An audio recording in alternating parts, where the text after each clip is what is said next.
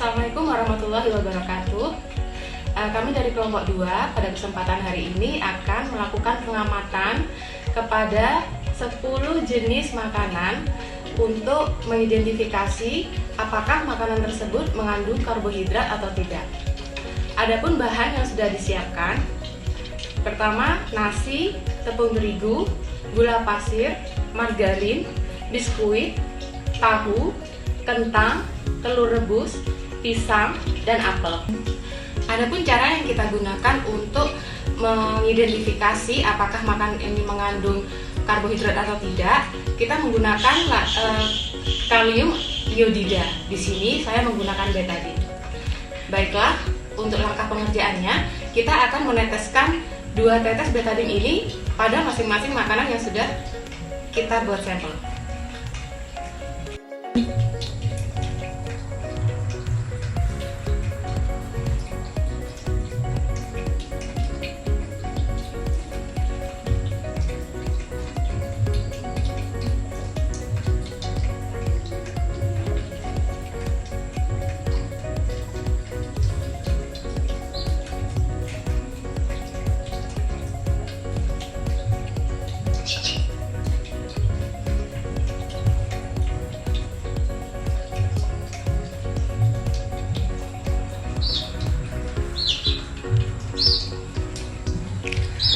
Baiklah, setelah kita beri tetesan kalium iodida, kita akan menunggu bagaimana reaksi terhadap makanan ini.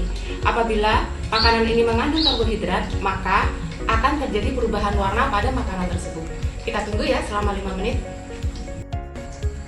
Baiklah, sekarang sudah 5 menit, mari kita perhatikan bagaimana perubahan yang terjadi pada makanan ini.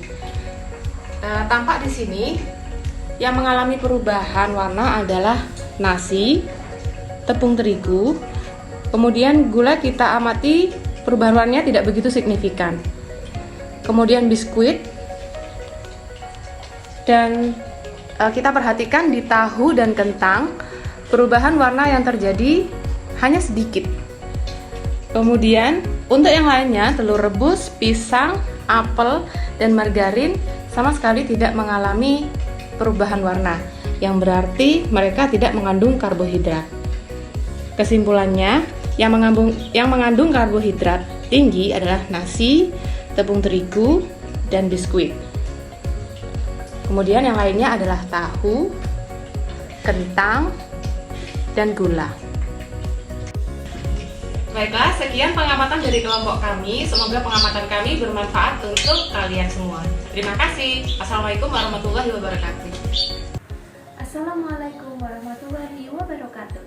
Perkenalkan, nama saya Vira Gimnastia Tiza Putri dari kelompok IPA 2. Di sini saya akan melakukan praktikum tentang uji lemak. Alat dan bahan yang dibutuhkan: piring plastik,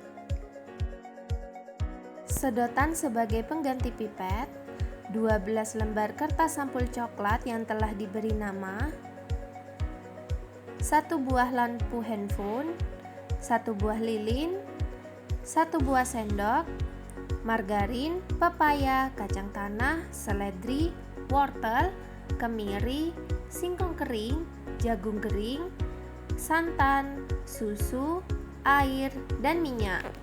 Sebelum kita memulai praktikum, alangkah baiknya kita mengenal dulu apa sih lemak itu. Lemak merupakan senyawa yang terdiri dari unsur karbon, hidrogen, dan oksigen dengan struktur yang berbeda dari karbohidrat. Untuk mengetahui ciri-ciri sumber makanan yang mengandung lemak, dapat dilakukan sebagai berikut. Misalnya minyak goreng, jika bahan tersebut dipegang atau diraba, maka akan terasa licin, dan bila ditempelkan pada kertas koran, maka kertas akan terlihat meninggalkan bekas minyak pada kertas tersebut. Apabila bekas air pada kertas akan hilang setelah beberapa saat karena air menguap sehingga kertas akan kering kembali. Akan tetapi, bekas minyak tidak akan hilang dan tetap menempel di kertas tersebut karena minyak tidak menguap. Agar lebih jelas lagi, kita akan melakukan pengujian sederhana tentang ada tidaknya lemak dalam suatu bahan makanan. Cara kerja yang pertama, kita akan menguji lemak pada air dan minyak. Pengujian air dan minyak ini akan kita gunakan sebagai bahan kontrol untuk mengetahui bahan-bahan apa saja yang mengandung lemak. Untuk melihat hasilnya, kita akan menunggu 10 menit kemudian. Air tidak meninggalkan bekas noda pada kertas sampul, sedangkan minyak meninggalkan bekas noda, yakni terlihat mengkilap pada kertas sampul. Hal tersebut membuktikan bahwa minyak mengandung lemak.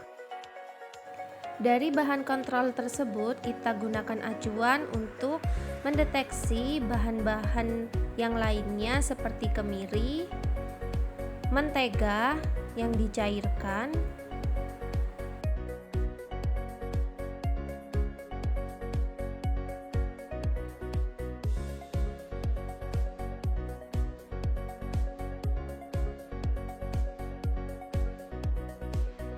seledri,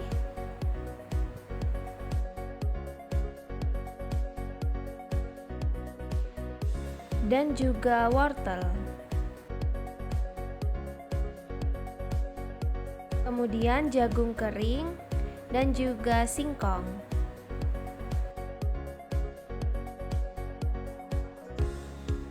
Kemudian ada kacang tanah,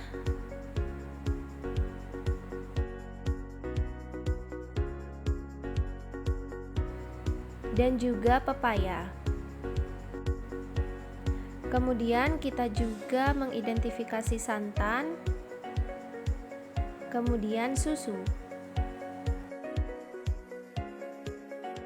Tujuan dari praktikum sederhana ini adalah mengidentifikasi bahan-bahan yang mengandung lemak.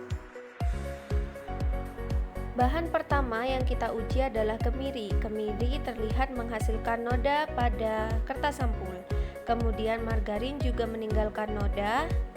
Seledri tidak meninggalkan noda. Wortel tidak terlihat transparan. Begitu juga dengan biji jagung. Kemudian singkong tidak terlihat noda. Kacang tanah meninggalkan sedikit noda pada kertas sampul. Kemudian pepaya tidak meninggalkan noda sama sekali. Dan santan meninggalkan noda pada kertas sampul. Kemudian susu juga meninggalkan noda pada kertas sampul. Inilah keenam bahan yang mengandung lemak pada identifikasi praktikum uji lemak kelompok 2. Assalamualaikum warahmatullahi wabarakatuh. Saya mahasiswa UT Jember, Pokjar SMPN 03 Bondowoso akan melakukan praktik uji protein. Tujuan dari praktikum ini adalah untuk mengidentifikasi bahan-bahan makanan yang mengandung protein. Alat dan bahan yang diperlukan adalah bahan-bahannya ada bulu ayam, tempe, roti, daging ayam, telur, kangkung, seledri, terus ini ada lilin sama penjepit. Baik, kita bakar bulu ayam terlebih dahulu sebagai kontrol. Sekarang kita bakar tempe.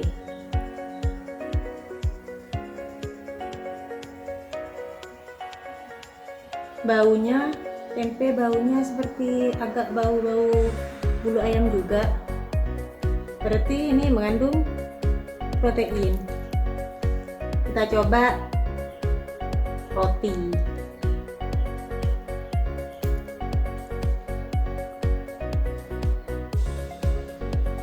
Roti tidak bau bulu ayam. Kita coba daging ayam.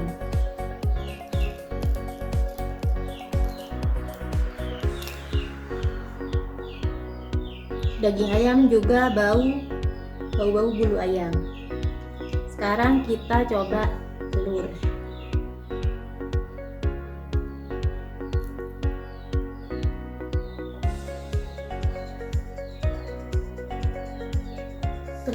Telur tidak begitu, tapi sekarang kita bakar yang kangkungnya.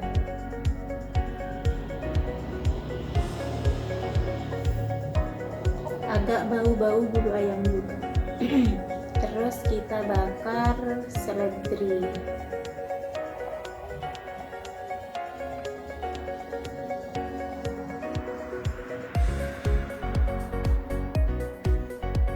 Sekian praktikum dari saya. Wassalamualaikum warahmatullahi wabarakatuh.